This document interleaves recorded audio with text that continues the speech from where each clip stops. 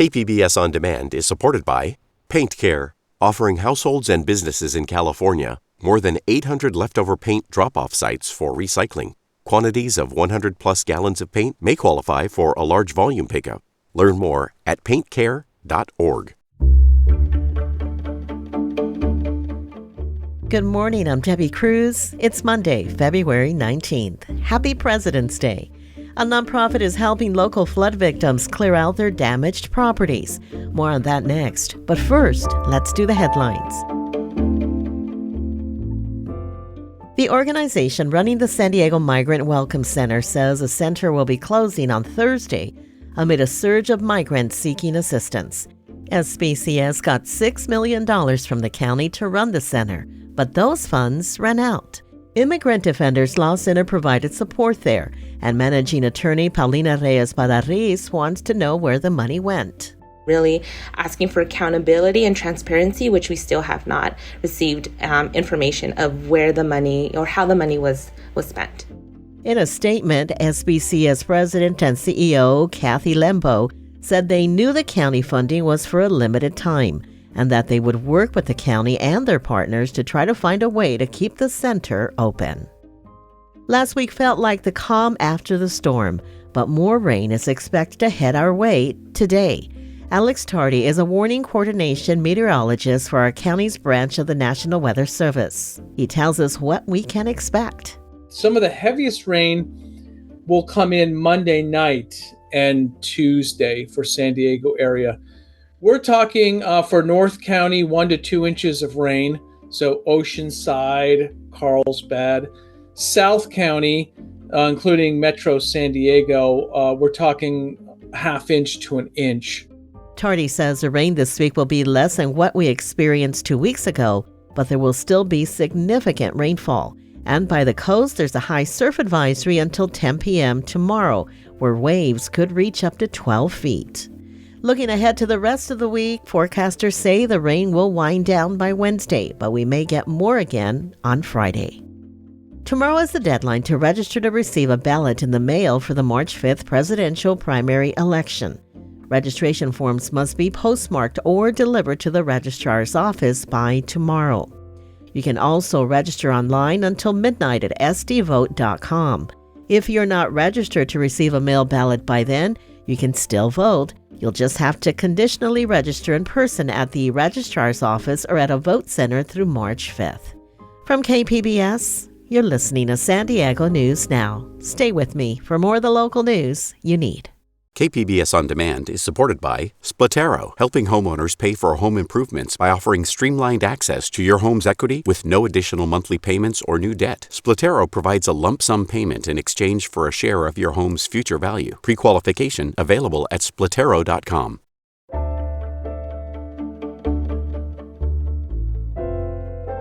A California-based nonprofit is helping local flood victims clear out their damaged properties. Reporter Melissa May went to one of the flood-damaged homes.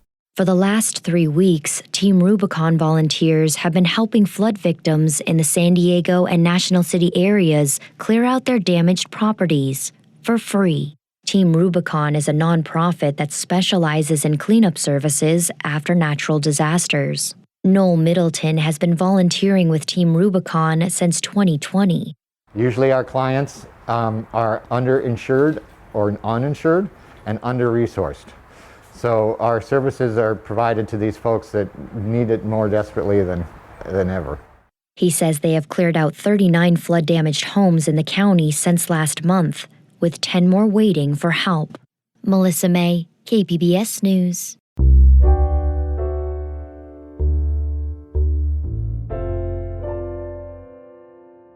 We're continuing to bring you information on some of the local races on the primary ballot. Today we learn about the 5 candidates running for San Diego mayor, including incumbent Todd Gloria. Metro reporter Angie Bowen says all the candidates say homelessness and housing affordability are among their top priorities. In my first term as mayor, we passed 2 large housing action packages intended to help increase the amount of housing that's being built, particularly for working and middle-class families. And we have more work to do. I meet Mayor Todd Gloria in North Park, across the street from a recently opened apartment building. This neighborhood is dotted with housing developments under construction. He says to make San Diego more affordable, the city needs a lot more housing. And he says the growth happening in North Park is thanks to the zoning changes he championed as a city council member 8 years ago. It shows you how slow this process can be and why consistent, steady leadership is really necessary to make sure that the promises of these plans and the ideas behind them actually result in what we were hoping for, which is more housing that's attainable for working and middle-class people. On homelessness, Gloria says he's added more shelter beds and 2 safe campsites on the outskirts of Balboa Park. And he says the camping ban he passed with the city council is helping keep tents off the sidewalks. It's a balancing act. It's amongst the most difficult work that I have to do, but we're committed to doing this work, and our ability, our success in growing our offerings means that there are thousands of people who are not on the sidewalk today who would have been absent these efforts. I'm running for mayor because we need change. I recently became a mother. I have a 14-month-old toddler, and it is just getting increasingly harder to survive in San Diego. Genevieve Jones-Wright is an attorney and one of Gloria's opponents. After running unsuccessfully for district attorney in 2018, she founded a nonprofit that files public interest lawsuits.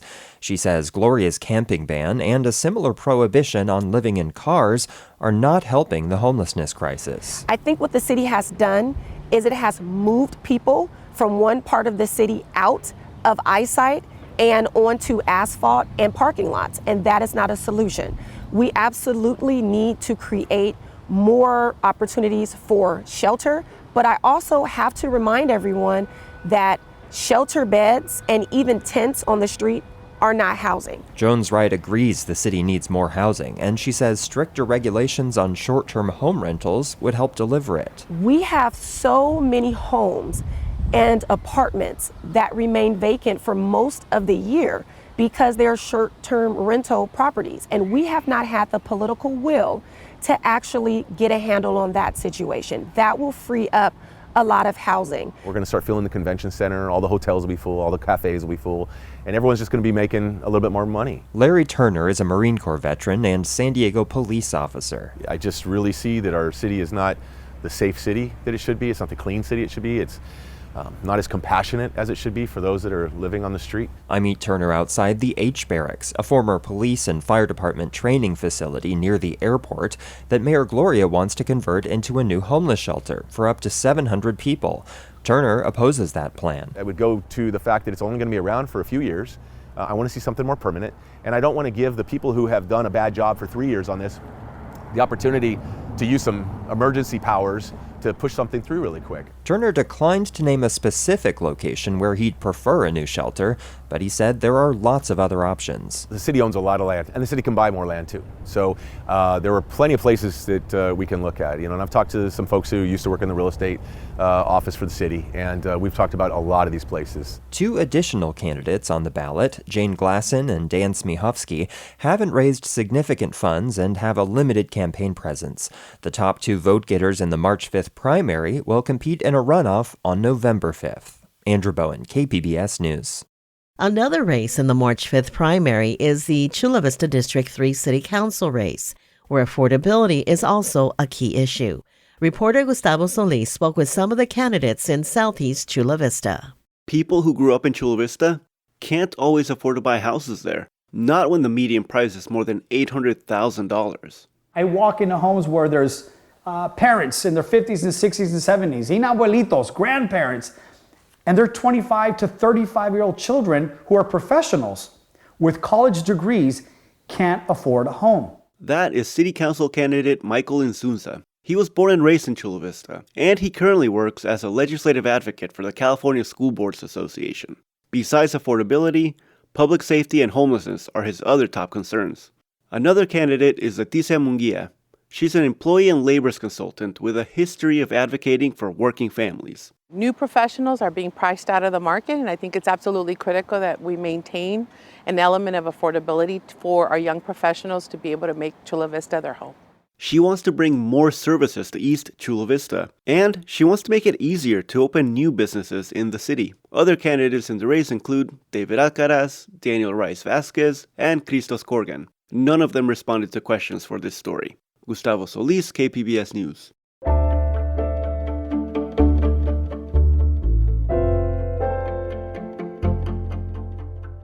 A new PBS digital series, Voces Shorts, features short films by Latinos. Reporter Katie Hyson spoke with a San Diegan whose film premieres today. With skin like mine and hair like mine, there's a side of me I don't know. Carla Duarte's Sentir el Son is a hero's journey of an Afro-Mexican woman told through poetry, music, and dance. I chose the art form of dance and movement and body because I think systemic racism can be felt in the body. It's a matter of invisibility when you are a woman and a woman of color. ¿Dónde está la mujer? Like in America, enslavers took African people to Mexico against their will. Their descendants have lived there for centuries. But the Mexican government didn't allow people to identify as Afro-Mexican on their census until 2015. Since 2020, Duarte followed a parallel Black Lives Matter movement unfolding in Mexico. Las vidas negras importan. It led her to explore how Afro-Mexicans are reclaiming their identity through art. Préstame tu pequeña niña de mi alma para peinarme. You can stream Sentir el Son on pbs.org. Katie Hyson, KPBS News. Tomorrow, the Oceanside International Film Festival kicks off 5 days of films, discussions, and parties. Cinema junkie Beth Accomando has this preview. There are some topics you can always count on finding at the Oceanside International Film Festival: music, surfing, and social activism. It's a festival with a personality based on the passions of its founder, Lou Niles. You can also count on good conversations.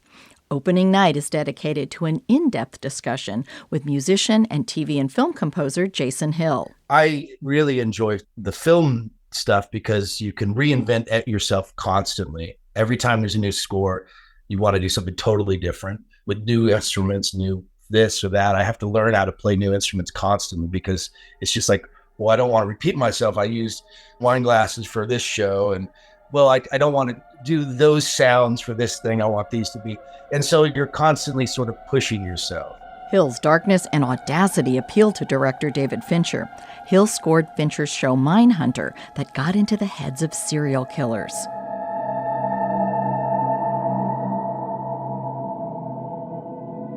Because Mindhunter lived in this place that was in the mind, a lot of it does live in this mind of like thoughts.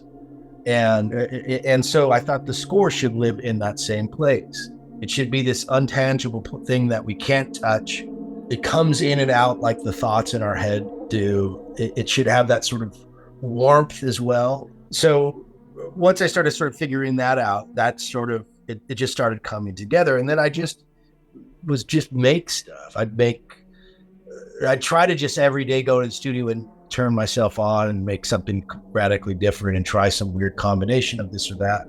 Hill will provide insights into the creative process of scoring films and TV. Then, Wednesday through Sunday, the festival focuses on its shorts and feature film programming. Beth Accomando, KPBS News.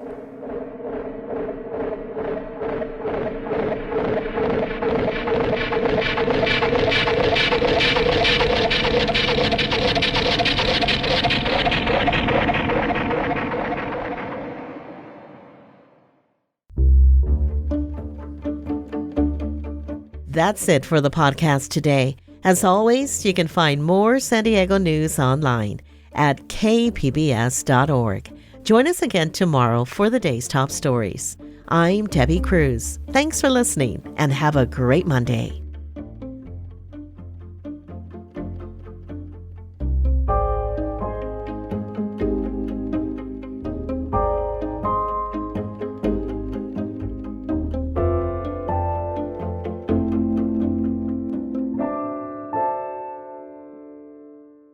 KPBS On Demand is supported by Latino Legacy Foundation, presenting their Storyteller series, Reach for the Stars with Ellen Ochoa, the first Latina astronaut, former NASA director, and San Diego native, Sunday, June 29th. More at latinolegacyfoundation.org.